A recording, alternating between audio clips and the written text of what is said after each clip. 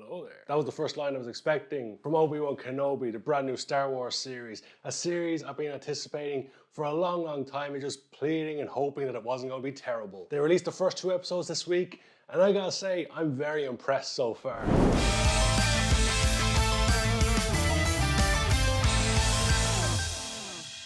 Now, it's no secret, if you've been on this channel before, that I'm a huge Star Wars fan. Who isn't?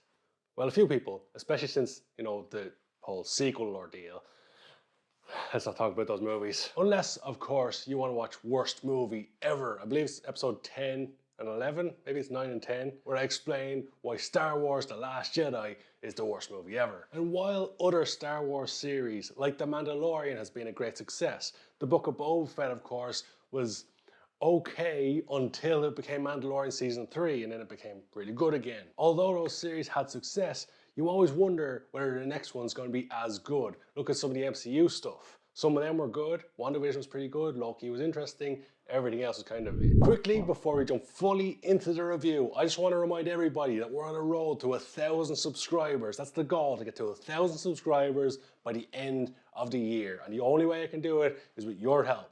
I need you to jump below this video and hit that subscribe button if you haven't already. Share this video with all your friends and family and pets and dogs and cats. They are pets. Share with everybody you know and help us get to that goal by the end of the year. It would be greatly appreciated. And with all that being said, let's get back to the review. This series brings us back into familiar ground, into the middle of the Skywalker saga, right after episode 3. 10 years later, in fact, which is always something that irks me a little bit in Star Wars. I've mentioned it when I talked about Star Wars The Last Jedi, and I'm sure there's people out there going, they just use galactic years. But the whole usage of time within Star Wars doesn't make a lot of sense to me. Now, I'm sure, as I mentioned, they can just say galactic time, and that fixes all the problems in the world. But think about how years work in our universe, galaxy, place. A year on Earth and a year on Mars are 2 completely different periods of time.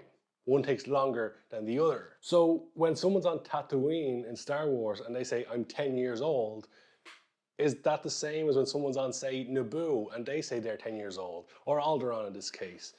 Is a 10-year-old on Alderaan as old as a 10-year-old on Tatooine? We're getting a bit too pedantic now, I know, but it's just one of those things. The usage of time seems completely unnecessary to me in Star Wars. It's very forced, and ironically enough, and I just don't see why they keep adding it in. It doesn't add to the series. Everyone can tell that a child is a child. They don't need to be told this child is 10 years old. But that's my only minor gripe, and it's happened a lot in more recent Star Wars, not so much in the George Lucas ones. Now, the prequels have gained more love in the last few years, and Obi-Wan Kenobi, interestingly, Obi-Wan Kenobi, his name's actually Ewan McGregor. Why did I call him Obi-Wan Kenobi? That's not his real name. Ewan McGregor recently said in some interviews that the reason he thinks they've grown in love is that the films were made for a younger audience, and that younger audience is now older.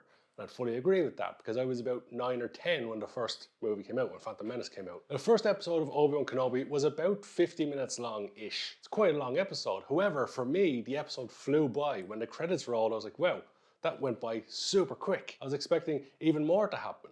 A lot happened. And I was completely blown away that the villain in this is the Red Hot Chili Peppers. Never saw that coming. Spoiler alert. So we see Obi-Wan Kenobi after the events of Revenge of the Sith.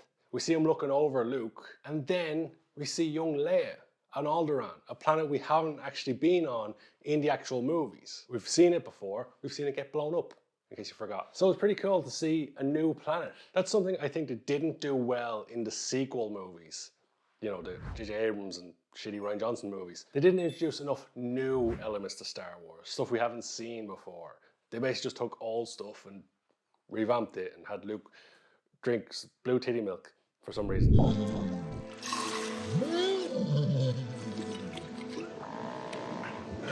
Episode 1 wasn't filled with explosive action. Of course, it's episode 1 of a new series. There's going to be a lot of establishing and a lot of setting up, but we know a lot of it already. So they had some action in there, and they definitely had some interesting setup for episode 2. And as I mentioned, episode 1 flew by. It was super interesting to me, as a big Star Wars fan at least, but I knew that they had to step it up in episode 2. We've been introduced to the Inquisitors, we've had Obi-Wan Kenobi in there, we've had Star Wars stuff. So at the end of episode 1, spoiler alert, Leia has been kidnapped. So episode 2, Obi-Wan Kenobi has to go save her. He is her only hope. Wait, episode 2, we get Obi-Wan going on a search for Leia. We see a new city. We get a classic Obi-Wan adventure. We get some force powers, some gun battles, some lightsabers, some big reveals for Obi-Wan, not for the audience. When he finds out Anakin was still alive, that was a moment I never even considered was going to be a big moment. But the reveal to Obi-Wan was really well done. It had its twists, it had its turns, it had some great action, and this is an episode that, despite being 40 minutes long, whizzed by even quicker than the first one, and I felt like it had only been a 20-minute episode because everything just happened so fast and was so well done, in my opinion. And I can't wait for episode 3 already. It's weird saying episode 3, you know, knowing the episodes. Maybe they should have done this series in parts rather than episodes. It's a minor thing, but you know, there's already an episode 3, an episode 4, an episode 5, blah, blah, blah. One thing someone pointed out on Twitter, which I'm not 100% sure is true, I didn't actually do the research on it, but if it is true, it's pretty cool. They pointed out that the trailers for the Obi-Wan Kenobi series were all made up of parts of the first 2 episodes, and therefore we're going into episode 3 completely blind. We don't know what's coming, which kind of teases that something big is coming, and that could be spectacular, especially considering how episode 2 ended, because Hayden Christensen clearly was doing about 20 hours of makeup for this series. It was an interesting visual to end on at the end of episode 2, and it kind of just suggests Vader is coming. The biggest villain in movie history, in my opinion. The best villain in movie history, in my opinion. Certainly one of the most iconic, at least, is coming back. Because Hayden Christensen being back is one thing.